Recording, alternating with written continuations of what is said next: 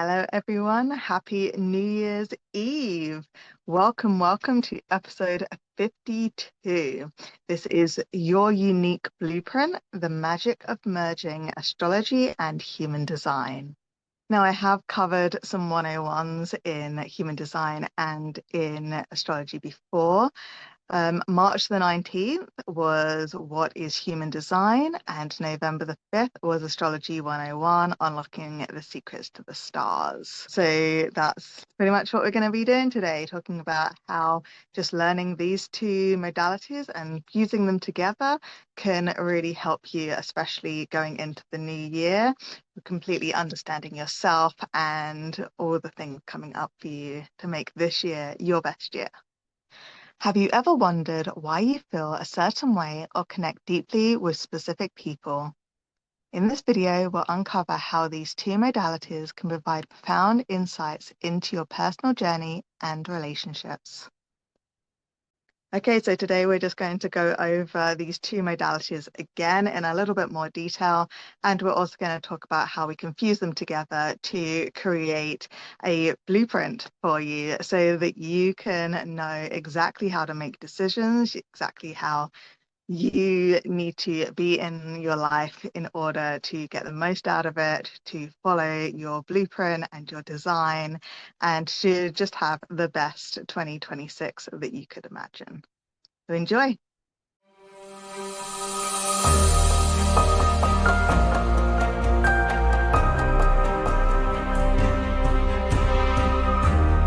Okay, so what is astrology? Astrology is pretty much it's the planets and the sun and the moon, and some people use asteroids as well. And it's a freeze frame of your time of birth and what the sky looked like when you were born. You can then use this information to see what the future will bring for you. So the current planets in the sky now are affecting you on a personal level. So you can compare your birth chart, that freeze frame of when you were born, to the current sky, to a point in the future if you're thinking of opening a new business, or you're thinking of some wedding dates, or when to move country. You can literally see when would be the best day and time to do those things through your astrology. So astrology is very old, very intricate, but it is literally like a language.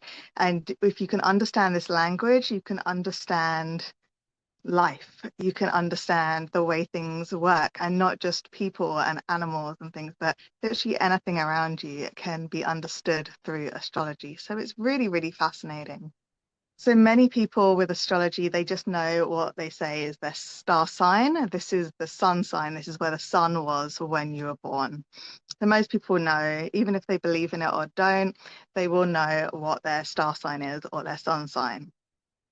If you can just learn your sun sign, your moon sign, and your rising, which is the ascendant sign, the one that was on the horizon when you were born, you can get a well-rounded understanding of your unique self and your personality. So even if you don't want to learn everything, you can just learn these three, and you can get a much better understanding of yourself or others around you, rather than just using your sun sign. Because a lot of people, they dismiss the astrology stuff because they don't resonate with their sun sign.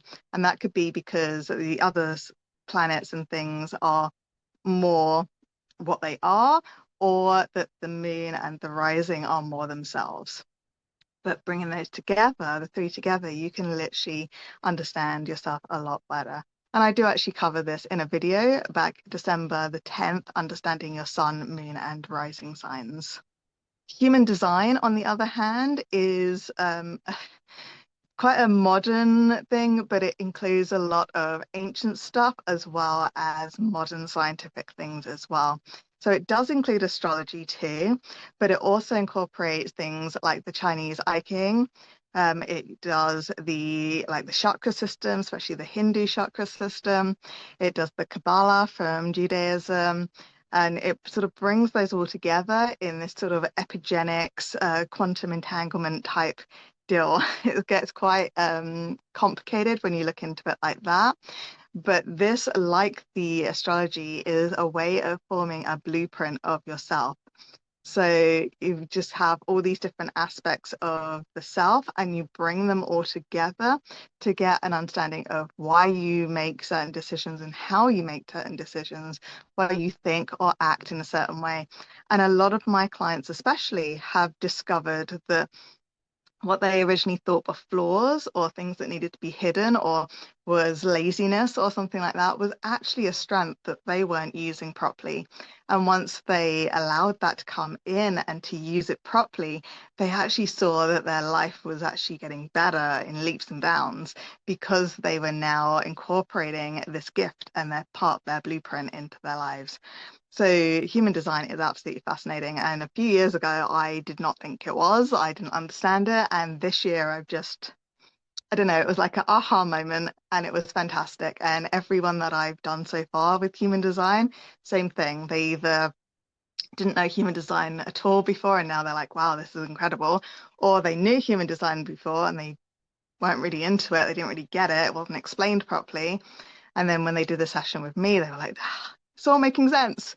So I'm really, really happy that this has now come into my life because this has become this great addition for me in like coaching and all this other stuff and combining it, as we're talking in this video, combining it with the astrology together to form this well-rounded understanding of self, which we'll come to a bit later. Very exciting. So we're just going to dive a little bit deeper into astrology, and then we'll dive a little bit deeper into human design, and then we'll see how they can come together. So the zodiac, most people know, is 12 signs. This is the Western zodiac. So it starts off with Aries and it goes all the way around to Pisces, and they move around the sky. Okay. Each one of these has is categorized into elements, so fire, earth, air, and water. And this actually is not just a random thing. If you actually look into it, there's the characteristics of those elements in the signs themselves. So it's not just a let's just randomly assign. They actually make sense when you look into it. Then you have things like planets, asteroids, and lights. So lights are the sun and the moon, and then planets are obviously the planets. Some people just use the first five, so up to Saturn, Mercury to Saturn. And then other people, they incorporate the last three as well, up to Pluto. Totally up to you what you want to do. I think I actually covered that in the Astrology 101. But what I was taught was to just do Mercury to Saturn. However, what I do is I do look at the extra three as well, the Uranus, Neptune, and Pluto.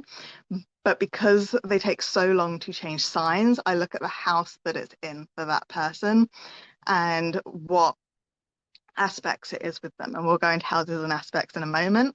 But that way I can see how those planets, although they don't change signs, they affect the person on an individual level through these things that do change a lot more regularly than quite a few decades. So that's just how I do it. And then you have the asteroids. So again, my teacher didn't really like the asteroids.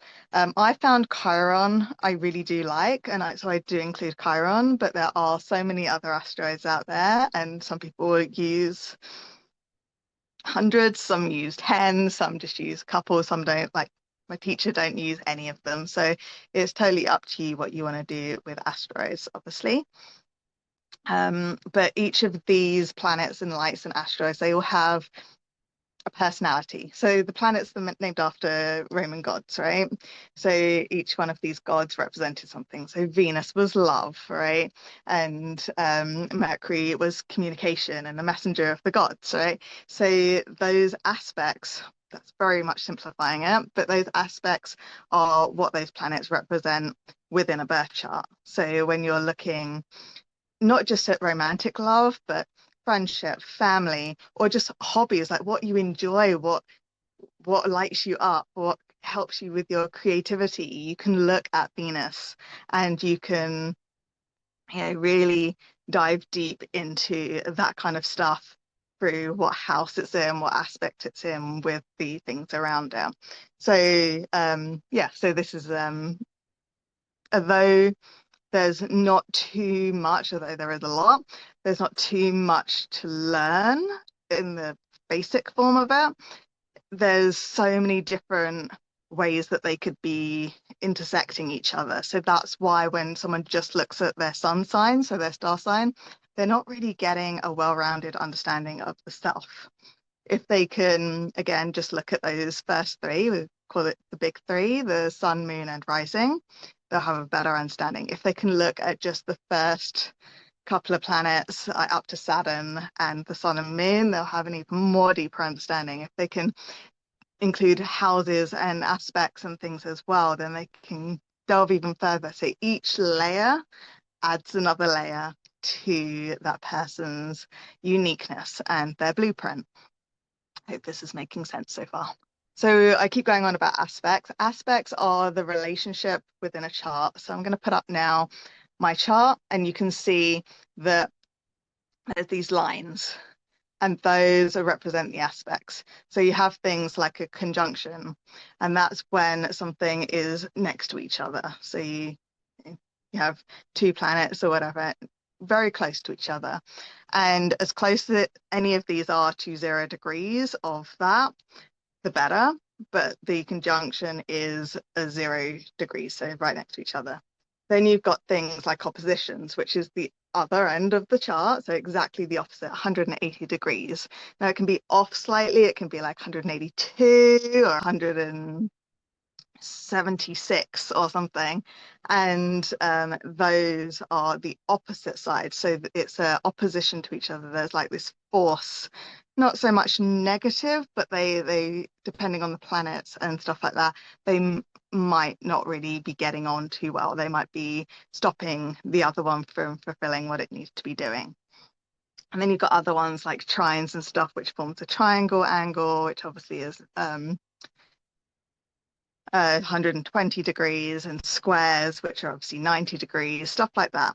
So these aspects help us understand the relationship between the planets and, you know, how they work within somebody's chart. Then we also have houses, which I've also been talking about. So houses are, so we said that you've got the chart where you've got the signs, the 12 signs that go around. So each of those signs creates a slice of pie, as you can see from the chart. So each of these slices of pie is numbered. So in your personal chart, you will have the first house going all the way into the 12th house. And it's not necessarily, although some people obviously have it, it's not necessarily going to be the first house in Aries. It could be in Gemini. It could be in Sagittarius. It really doesn't, it matters, but it's like, it doesn't matter where you start because it will just follow in that order going around. Each house represents a part of your life. And so when you've got planets in these houses, those planetary personalities and elements and energies will interact with that part of your life. So for example, the 4th house can be about the home. So if you've got a planet in the 4th house, that energy is going to be very much influenced by your home, on how you go about your feelings about the home, right?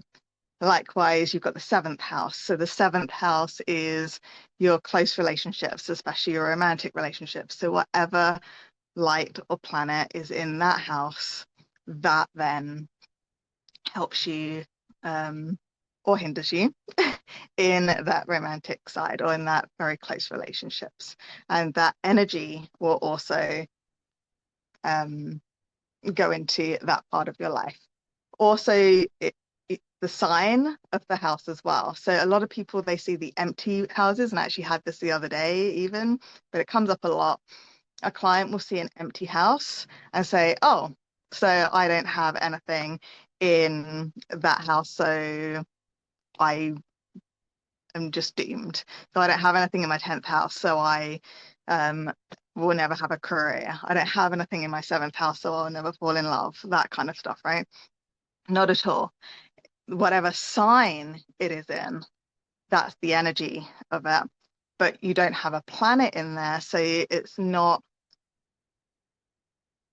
influenced as much, or it's not as focused for you, but you still have a sign that it's in this. In the 10th house, you could have Capricorn, so you could be really, really career driven and focused, right? That could be a sign. Or you could in that house you could be Pisces, so you might be a little bit more dreamy or a bit more mystical in your career, this kind of stuff.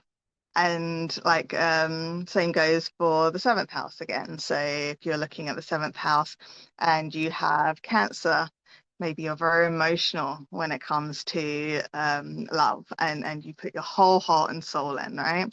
Or you could be Taurus in there. So you might be a little bit stubborn, but very sensual, right? So that kind of changes the way that you interact with those parts of your life. Just going back to that client that I had the other day that saw an empty house and thought she was doomed forever, and that I pointed out that my first house doesn't have any planets in it. Doesn't mean that I have no self-identity, no self-worth, or don't really pay any attention to myself. It's just I might pay more attention to other parts of my life before putting myself first, but I still have an identity. I still have all of this stuff, and I still have a sign for that house. And that is how I am about myself. Where my ascendant is Capricorn. So my rising sign is Capricorn. That is what I come across as. That's what strangers see when they see me first. They'll see me as a Capricorn over my sun sign, which is Libra. Normally it's more when people talk to me or they understand me a little bit more, they'll be like, oh yeah, I see the Libra. But the first impression will always be Capricorn. Hope that's making sense there. So then we go on to transits. Transits are what I was saying about earlier, where we have what's going on in the sky now or any given date, past or future. So we would get a natal chart, a birth chart, with the sky when you were born, and we can then look at things in the future and things in the past or today and see how the sky currently or on that date is or was affecting you. So again, if you want to start a new business, you can have a couple of dates, or move house or something. You can have a couple of dates and you can see whether that's going to be a good date or not for you to sign the contract or whatever it is that you want to do. Likewise, you can compare charts. So the most common one obviously is your partner. So that can be business partner or that can be romantic partner. And you can actually combine the two charts and see how you get on and where you don't get on. And that's not to say that, well, you just leave it. It can help you understand the other person a lot more. And then you can sort of have a better relationship because you understand why and where they're coming from. Rather than I don't know why they do that. Well, you do now because you have their chart and you know that this part of their chart is going against this part of your chart, and that's why there's some friction there. So now we're going to go a little bit deeper into human design. So human design is made up first and foremost, and if you know anything about human design, you probably just know this. So you have your energy type, and that's made up of 5. So you have your generators, and generators are this never-ending life force energy that they can, if they're doing something that lights them up, they can keep going like an energizing bunny, right? You can just keep going and just do all your work and not get tired as long as it's something that is in alignment with you. Then you have manifestors, and they're obviously the manifestors, they're the ones that bring ideas to life. They channel and they manifest and they bring ideas, and they're creative, and they're impulsive, and they manifest. So then you have a third one, which is a combination of both of these, which is a manifesting generator. So this is someone that has that never-ending supply of energy and this ability to manifest and to bring those creative energies in. So a manifesting generator has 1,000 ideas going on at the same time, and they have this energy to just have a 50 million projects on the go at the same time, as long, again, as it lights them up. If it doesn't, that's when they burn out. Hey, following so far? So then we have projectors. Projectors are, they kind of need an invitation to share their ideas, to be invited to the party, to know that others want and need their input. But when they do get invited, then their insights are extremely valuable to other people. So that's a really different energy from those first three, right? So then our really rare one is a reflector. Reflectors are very, very sensitive, and they mirror other people. So they mirror the environment, the people around them, and they need that supportive energy and that nurturing energy in order to thrive. Quite a complicated one to have, and not many people have it, so don't worry too much. You probably don't have it, but if you do, I would very much, I mean, if you got, honestly, like, look into your human design, it will explain a lot of stuff for you. But especially if you're a reflector, really do look into your human design, because it will really explain how you can be in life, in society, and everything, and it can sort of hold you and help you through all the empathic and sort of highly sensitive times that you go through.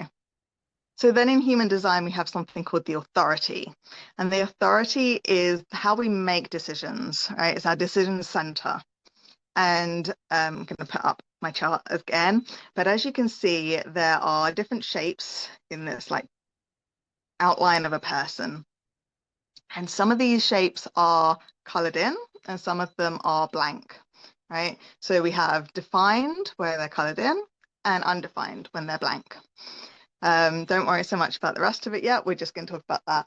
So sometimes when certain things are lit up or not, depending what we're looking at, it tells us what someone's authority is.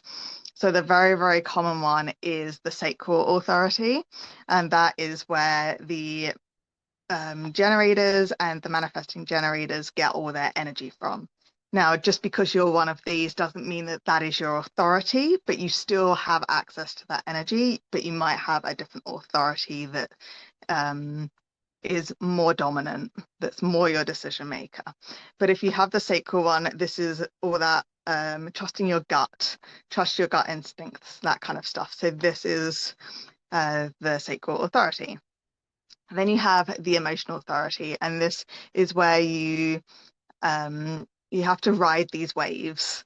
And when you have an emotional authority, there are 4 different types of waves, and you might just have one of them, you might have 2, but each wave is a different severity. So usually though, it's like you have your, like, something's happened, right? You get invited to something or asked your input for something, and or to make a decision for something, right? And you get super excited, but then, oh no, but what if nobody likes it? And oh, but like I could do this, and you have this big up and down feelings about it. And then once the wave stops in whatever way your wave does, some of them are plummet, some of them just kind of peter out, but whatever it is, that's where you make the decision once you've gone through that emotional wave.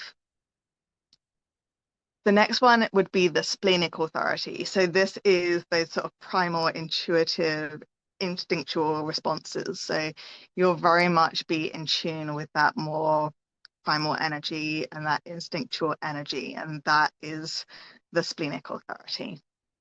The ego authority is when you make decisions based more on you, really, like what do you truly desire and what truly serves you.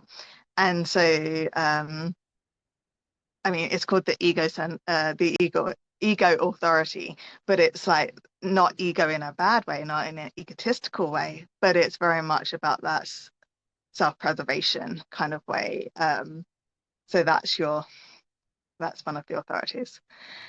Self-projected authority. I actually just got my first client in this, and so I haven't actually had a self-projected authority yet. So this is someone that needs to speak their truth to find the clarity.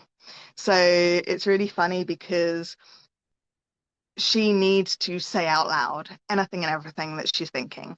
And it doesn't even need to be to a person or her cat. It can literally just be saying it out loud to nobody in an empty room.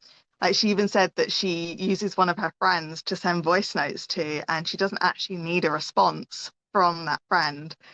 She just needs to be saying it. So when we've discovered that she's self-projected authority, all that made sense.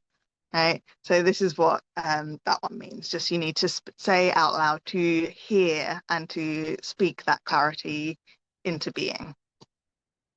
Mental authority is where you actually need that input from others. So you need to discuss it so that you can gain this perspectives and the different opinions of others before you can make that decision. So that's an interesting comparison for those two. Finally, we have the lunar authority. This is for our poor reflectors. Reflectors are those very rare ones, and they actually have a lunar authority, which means it takes them 28 days, so an entire lunar cycle, to make a decision. They just need that time to go through that clarity and decision making. It's there's ways around that to actually speed that up a little bit. But they do need to work with that moon energy, the lunar energy, to truly understand what it is that they need. So then in human design, we have profiles, and these are made up from the I Ching, from the Chinese 64 little symbols. And so there's all these different ways that we can figure out somebody's personality dynamics. So there'll be two numbers. So it's like a 1-3 or a 4-6 or something like that. And each of these corresponds to different ways of putting together these character traits. So you could have like the hermit and the opportunist, which is always a really interesting one. So the opportunist needs to go out and socialize and get energy from others and inspired by others, but then they could also have the hermit, which means that they also need that time away from everybody to go within and to tune into, well, what did I learn from my opportunist side, where I needed to hear all of these different ideas and stories and understanding of things. And what resonates with me now is the hermit, to go within and understand what I'm going to take on and what I'm going to just release and push aside. That's a really, really interesting one where they need to be social, but they also need to be a hermit, and they need to just be within and take that time out. So there's so many different versions of this, but they just kind of can help you understand the way that you interact with the world around you a lot better, and your sort of personality within that. We covered a little bit the centers, the ones that were lit up and not lit up.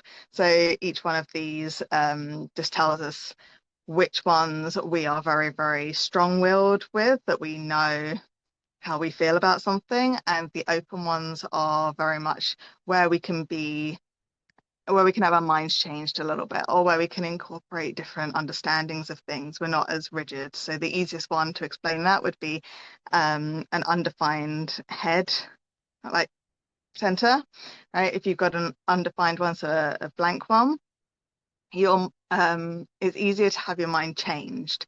That could be manipulation as well, but it could also be when you're exposed to new ideas, you then change your belief system due to the new evidence.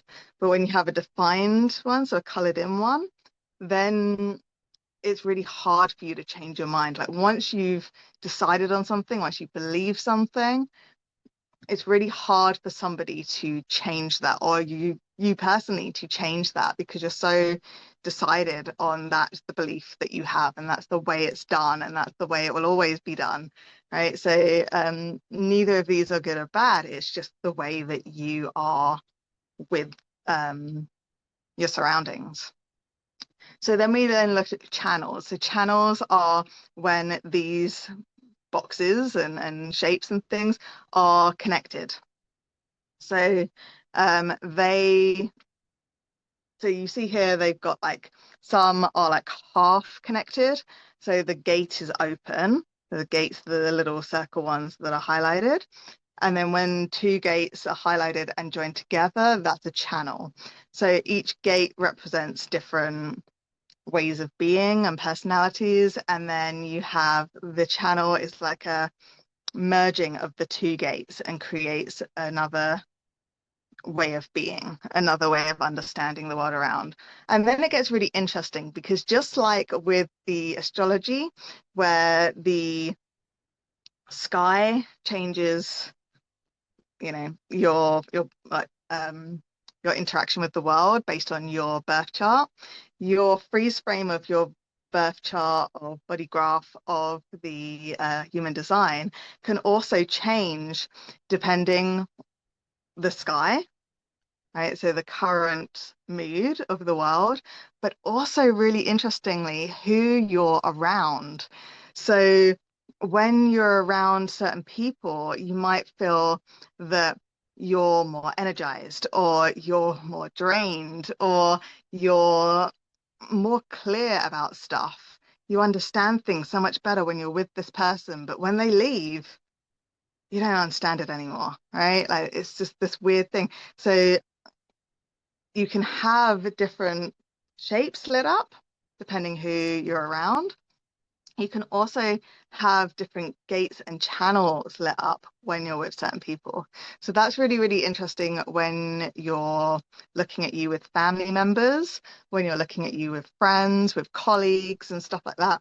Like it actually shows you how you are different depending on who you're around. Like you have that whole thing about how you're a different person at work or at school than you are when you're at home, right? And whoever you live with at home, you know, you're going to interact with them differently than you are with your school friends or your work colleagues, right? Or if you've moved out of mum and dad's home and then you go back to mum and dad's home, you're different there, right, than you are in your own home.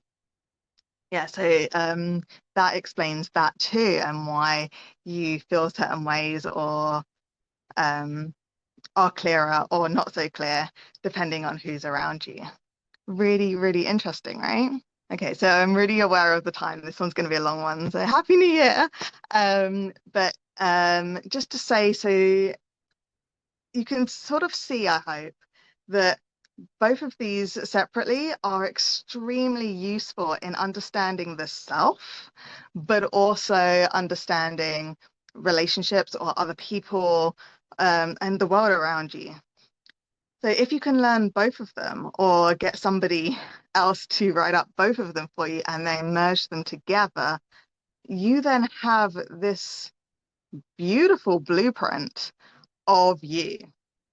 And yes, you have that if you just do one or the other, but when you blend them together, you see similarities, but you also get certain things from the human design that you wouldn't really have got, or wouldn't been as clear with the astrology, and then the other way around as well.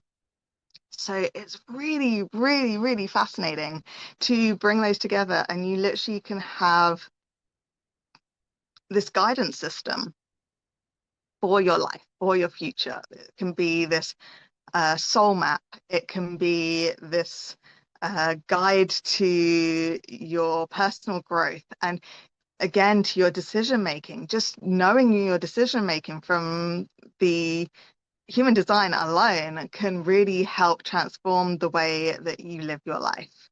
So it's just bringing in that deeper understanding of self as well as those around you, and how the relationship with other people or being around other people can change who you are and how you feel in each moment that you're with them, is a huge thing to be able to understand. Likewise, if you know your partner or your best friend or your parents' charts, for example, with human design or astrology, you can understand them better. So it's not about changing you. It's not about saying, well, I can't be my authentic self around that person. Yes, you still carry on, but you can understand why the other person is hesitant, or why it takes them a little bit longer to catch up with you, or why they're reacting in a certain way. It's not because they don't like you necessarily, or that, you know, they don't think that it's a good idea or something. So you can then go ahead and do your thing and allow the other person to do it their way and then catch up with you if that's what's going to happen, right? They're just processing in a different way to you, or they're reacting in a different way to you. And when you can understand that, you can have a better relationship with other people, because you're not necessarily going to be the same. In fact, you're almost certainly not going to be the same in every aspect, right? So this really, really helps form an understanding of each other and an allowance for each other, while still being authentic to yourself. Okay, so it was a long one. I do apologize, everybody, but thank you for sticking with me. I hope you found it informative. Next week, so next week, since it is a new year, it is 2026, we're going to be doing a year of wisdom, lessons learned, and what's next. So for next week, if you're seeing this before the next one, which I believe is the 7th, should be the 7th, right? Yes, before the 7th of January, please do message me on here or in the comments, or on social media, whatever it is that you want to do, with any questions that you would like me to answer during next week's one. All questions that are sent in within that time will be personally answered as well. So even if I don't include it in the video, I will actually message you back with the answer to your question. So please do. You've got any questions on anything in the last year, because it's literally going to be our year anniversary of doing these videos next week. So very exciting. As always, please like, subscribe, press the notification button, and share with anybody that you think would be really interested in a video like this. If you have any questions, please do always reach out and ask. And until next year, 2026, hope you've had a wonderful 2025. 2026 is going to be better, I promise. It's going to be an amazing year for everybody. So I'll see you on the other side. Bye. From the wisdom well, keep shining, continue learning, and stay curious. Until next Wednesday.